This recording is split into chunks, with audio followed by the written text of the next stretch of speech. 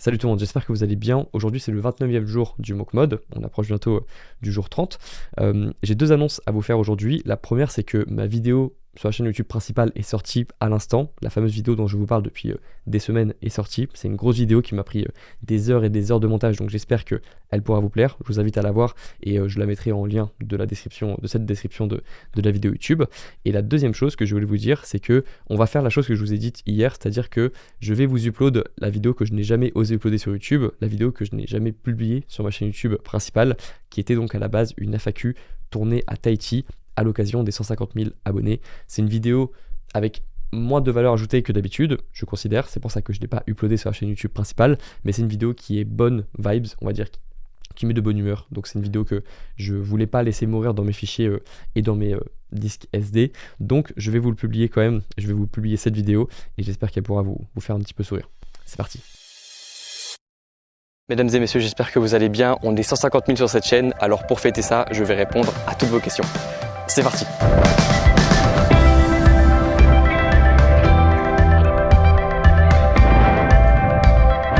Pendant que je finis mon saut en parapente, je tenais à vous remercier du fond du cœur pour le soutien que vous m'apportez depuis des années. Vous avez changé ma vie et je vous promets qu'on va passer un bon moment devant cette vidéo. Vous le savez, la tradition c'est de faire une FAQ et de répondre à vos questions à chaque palier important. Alors on commence tout de suite par la première question. Max, j'ai les 150 000 abonnés. C'est cool. Bah ouais. On va faire du surf. Vas-y.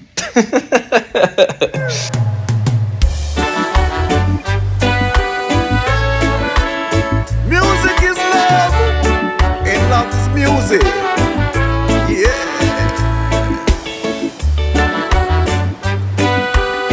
Sing the song, brother, sing the song. Question suivante, est-ce qu'avoir vécu en Polynésie a joué dans ta manière de concevoir le monde? Ouais, carrément. Je pense que toutes les personnes qui ont déjà fait un voyage un petit peu loin ou un petit peu inconfortable, je pense que vous savez que c'est très bizarre au début de n'avoir plus aucune habitude là où on arrive et de devoir complètement changer son mode de vie. Tout ce qui vient avec le voyage aussi, avec le dépaysement, avec les souvenirs, avec les rencontres que l'on fait ici. Donc oui, je dirais que c'est quelque chose qui a changé ma vie, même si je suis pas un grand voyageur et j'aime bien quand même rester en France la plupart du temps et juste voyager de temps en temps pour marquer un gros contraste. J'aime bien trouver un endroit qui coche beaucoup de cases pour moi et y rester le plus possible et de temps en temps partir en vacances.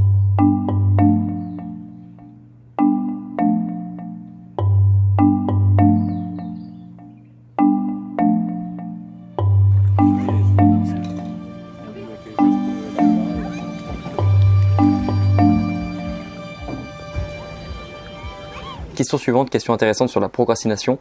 Comment passer d'un sentiment de « il faut » ou « je dois » à un sentiment de « j'ai envie de ». Souvent, la différence entre un « j'ai envie de » et un « je dois », c'est le temps qu'il y a entre les deux. Plus on va laisser de temps entre le moment où on sait qu'on doit faire quelque chose et le moment où on le fait, plus l'action devient pénible. Et ce qui est intéressant, c'est que souvent, le meilleur moment pour faire une action, quelle qu'elle soit, c'est juste après avoir eu l'idée de le faire. Parce qu'à ce moment-là, il y a très peu de friction, il y a très peu de temps qu'on a laissé et donc on a plus envie de faire la chose et c'est plus simple de la faire. Et donc si en ce moment, tu as l'impression d'avoir beaucoup d'actions que tu dois faire, que tu n'as pas faites, c'est sûrement parce que le toi du passé a laissé trop de délai entre le moment où il savait qu'il pouvait agir et le moment où il a agi. Et petit tips en plus, si à l'inverse, tu as envie de retarder des actions, si par exemple tu as des comportements compulsifs ou que tu as tendance à faire des choses sans trop réfléchir et regretter ensuite ces actions, c'est de mettre du délai justement entre le moment où tu as l'envie de faire quelque chose, où tu sais que c'est possible de faire quelque chose et le moment où tu vas le faire.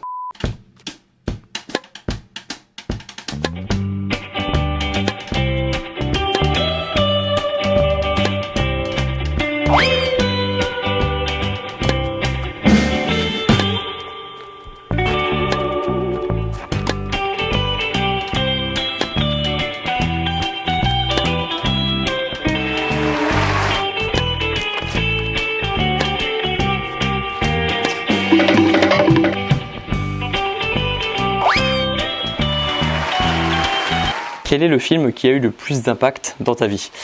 C'est une bonne question. Je pense que le film qui m'a le plus retourné le cerveau, c'est The Truman Show avec Jim Carrey, qui incarne un personnage qui vit sans le savoir dans une fiction. C'est-à-dire que depuis qu'il est né, tout le monde le connaît autour de lui, tout le monde sait qui il est. Toute sa vie est filmé et rediffusé en direct, mais lui ne le sait pas. Et il y a une scène très connue dans ce film où il prend un bateau et il va le plus loin possible dans l'océan pour voir s'il vit vraiment dans une réalité ou non. Et à ce moment-là, il arrive au bout de son monde et il voit qu'en fait c'est juste un décor. Et il emprunte des escaliers transparents, il monte petit à petit ces escaliers et là il se rend compte qu'il était dans un globe depuis qu'il était petit et qu'en fait il était simplement un personnage de télé-réalité et que tout le monde était au courant de sa vie. Et c'est pour ça que ça s'appelle The Truman Show. Donc déjà, désolé du spoil pour les personnes qui voulaient voir le film, mais c'est un excellent film qui peut-être m'a fait comprendre depuis petit que je n'avais pas forcément envie d'être célèbre plus tard, ou en tout cas de ne pas être connu par absolument toutes les personnes autour de moi, mais plutôt d'être reconnu dans un domaine en particulier, dans un secteur en particulier, d'être juste un petit peu reconnu, mais pas d'être une superstar que tout le monde reconnaît et qui n'a plus de vie privée. Et il y a aussi toutes les questions qu'on peut se poser sur est-ce qu'on vit dans une simulation, est-ce que finalement on ne devrait pas se prendre un petit peu moins au sérieux, est-ce qu'on n'a pas aussi intérêt à se sentir un petit peu observé de temps en temps pour se responsabiliser, ou est-ce que plutôt on a plutôt intérêt à ne pas du tout se sentir observé dans ses actes, d'être absolument libre de ce que l'on fait sans contrainte, sans règles, sans principe. Mais donc voilà, c'est un film qui m'a beaucoup impacté sur le fait de se sentir observé, sur le fait d'être la star de son film, et c'est quelque chose qui... ce sont des enseignements qui me servent encore aujourd'hui. Ok, penses-tu avoir accompli tous tes objectifs? Si tu fais un amorti aussi, essaie de jouer ici. Question suivante, penses-tu avoir accompli tous tes objectifs? Non, je pense vraiment pas. Je pense que, et vous le verrez vous-même lorsque vous accomplissez un objectif, c'est comme le permis de conduire. Vous étiez super content de l'avoir lorsque vous l'avez eu, et en fait une fois que vous l'avez, vous désirez autre chose. Donc non, il me reste toujours plein d'objectifs à accomplir. Je suis content de ceux que j'ai accomplis, mais non, j'ai pas du tout un sentiment d'accomplissement. J'ai que 24 ans. Il me reste pas mal d'années, donc non, comme on dit, satisfait, mais pas rassasié. Non, c'est pas ça. C'est fier, mais pas satisfait. Tiens là. Grégoire, Oui. c'est quoi la vidéo dont tu es le plus fier? La vidéo dont je suis... Déjà, t'aimes la conduite. Ça, c'est la conduite de Tahiti. Pour être proche de sa voiture, il faut avoir les pieds nus. La vidéo dont je suis le plus fier, cette année, c'est celle sur les réseaux sociaux. Pourquoi j'ai quitté les réseaux? Parce que j'aimais bien le montage, j'aimais bien le message, et je pense que si tu parles de toutes les vidéos de la chaîne, celle qui m'a rendu le plus fier, c'est la toute première, parce que c'était la plus dure à mettre en ligne, parce que j'avais un peu pas peur des retombées, mais parce qu'il n'y avait pas de retombées possibles, mais parce que c'était dur, tu vois, de mettre la vidéo en ligne. Donc c'est celle qui m'a demandé le plus de courage et de faire face à la résistance de mettre une vidéo en ligne. Donc celle dont je suis le plus fier cette année, réseaux sociaux. Celle dont je suis le plus fier de toute ma chaîne, c'est la première. Merci. Question suivante, c'est quoi le bonheur pour toi? Alors je l'avais dit dans une de mes dernières vidéos, mais le bonheur, c'est d'éviter de me mettre dans une situation qui a des chances de me rendre malheureux. C'est-à-dire que maintenant j'ai identifié des actions, des personnes, des comportements qui me rendent malheureux et j'essaie de les limiter au maximum. Ensuite, une bonne journée pour moi, c'est pas une journée où je m'amuse tout le temps, c'est une journée où je suis à la fois concentré sur quelque chose d'important pour moi ou une personne importante pour moi. Attendez, je reviens. Donc une journée où je suis un peu concentré et puis une journée où je finis par une activité plaisir, mais c'est avant tout d'éviter ce qui nous rend malheureux. Question suivante, question de Candice, est-ce que tu es en couple? Max, j'ai une copine ou pas moi? Non? J'en ai pas? On t'entend pas. Ok, j'ai pas de copine. Qu'est-ce qui me distingue des autres influenceurs? Je pense qu'on n'est pas si nombreux que ça parce qu'il n'y en a pas beaucoup qui osent. Donc première chose, c'est plus simple de se démarquer qu'on le pense parce qu'il n'y en a pas encore tant que ça. Je pense qu'à partir du moment où tu montres ta personnalité, mais en fait ça c'est déjà très dur parce que je pense que c'est au bout de la 50e, 100e vidéo que tu peux commencer à être vraiment à l'aise. Donc à partir du moment où tu fais assez de vidéos pour montrer ta personnalité et que tu arrives juste à montrer une petite partie de toi-même, tu seras authentique et tu seras différent de la masse quoi. Ouais.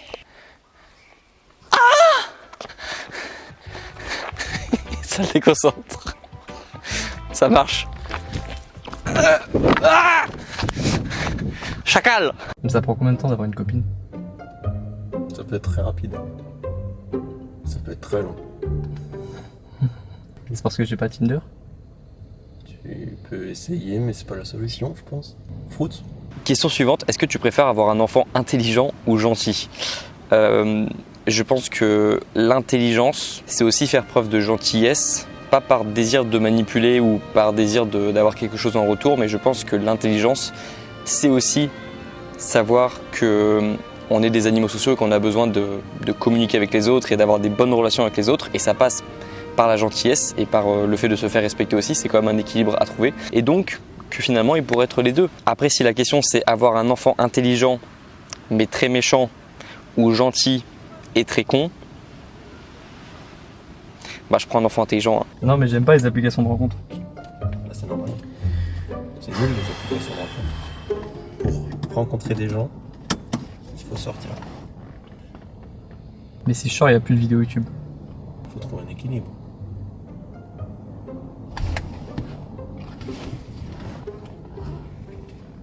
Si, hein. Bah, je cherche un équilibre. Question intéressante sur la volonté. Est-ce que tu aurais autant de volonté sans la pression du regard des abonnés?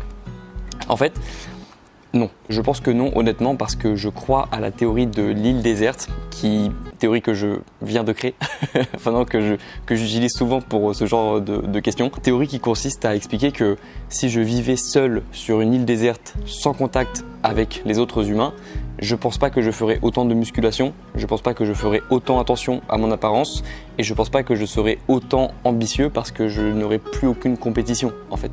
Et je pense que la compétition est saine, ça c'est une autre théorie, la théorie de la compétition saine, mais je pense réellement que si je n'avais pas autant de regard des autres, je ne ferais pas autant de choses, et c'est pour ça que je cherche moi-même à me mettre de la pression, parce que je sais de par mon passé d'enfant, de collégien et de lycéen procrastinateur que si je n'ai pas de pression sur les épaules, je fais rien, je fais pas grand chose, je suis complaisant et je me complais dans jouer aux jeux vidéo et me divertir en gros. Et donc je profite de l'opportunité des réseaux sociaux pour me mettre le maximum de pression et de regard sur moi, parce que je pense que pour moi ça me sert plus que ça me dessert.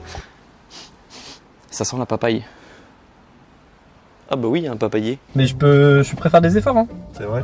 Je peux faire un devis aussi, mais je sais pas si ça marche comme ça.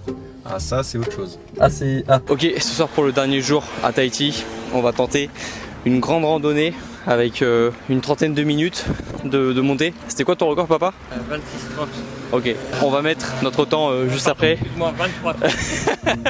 On va mettre notre temps juste après. Et puis let's go, hein. Dernier jour à Tahiti, on profite.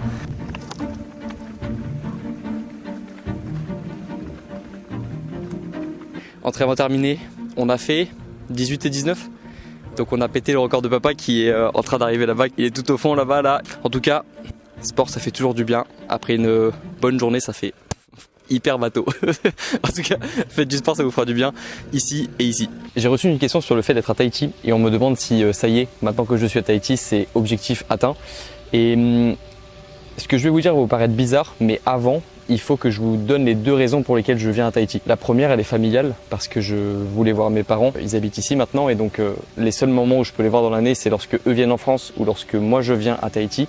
Donc c'est assez rare, c'est tous les 6 mois ou tous les 1 an. Et la deuxième raison pour laquelle je suis venu à Tahiti, elle était plus personnelle, c'était le fait de changer radicalement de quotidien, d'environnement, de paysage, de tout, parce qu'en fait ma vie en France commençait à m'ennuyer un petit peu parce qu'elle était très routinière, et aussi parce que j'avais envie aussi de plus de calme, de plus de vacances, parce que j'en prends assez rarement. J'avais dit aussi il y a quelques mois dans ma vidéo sur la rupture amoureuse que je venais ici aussi pour avoir une date, parce que il y a quelques mois j'ai passé une période plus difficile, et un des seuls trucs qui me faisait du bien à ce moment-là, c'était de me dire dans 6 mois j'irai à Tahiti, parce que on a tous besoin d'avoir quelque chose à quoi se rattacher, et lorsqu'on ne peut pas se rattacher à une personne ou à un événement en particulier, je pense que c'est bien de se rattacher à une date et juste d'avoir de l'espoir en fait, de se dire dans 6 mois je serai à tel endroit et j'espère que ça se passera mieux à ce moment-là, j'espère que la vie sera mieux à ce moment-là. Heureusement, j'avais pas trop d'attentes de ce moment-là et je savais que ma vie et mon bonheur ne dépendaient pas d'aller à Tahiti à ce moment-là,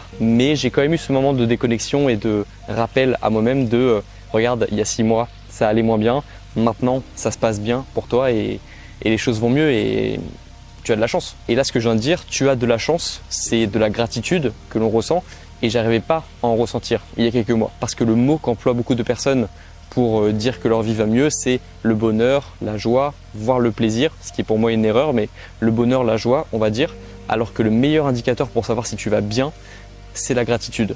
Et je pense que ça fait seulement quelques semaines que j'arrive à en ressentir réellement, ce qui veut dire que l'objectif est atteint et que je vais mieux.